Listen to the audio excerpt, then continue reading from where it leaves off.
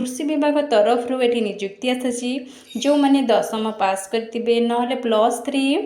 पास करते से मैंने यही पोस्ट एलिजिबिलिटी रही देखिपे दुईटी पोस्ट बाहर गोटे हूँ ग्रेजुएट असिस्टेंट पोस्ट आ गोटे हूँ एग्रीकल्चर फील्ड ऑपरेटर देखिपे एथेरे एग्जाम ना कि अप्लाई प्रोसेस ना डायरेक्टली आप इंटरव्यू देवाक जी इंटरव्यू हिसाब से आप सिलेक्शन पाइबे जदि आप ग्रेजुएट असिस्टेंट पकाउछंती तो सेप्टेम्बर 23 रे 10:30 बेले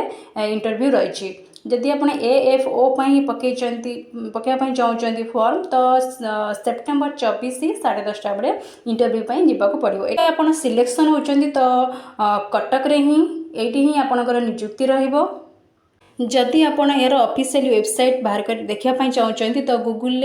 ICARCRRI.in यहाँ क्लिक करके यार ऑफिशियल वेबसाइट देखिपारे। वीडियो भल लगे लाइक शेयर सब्सक्राइब करदेवे।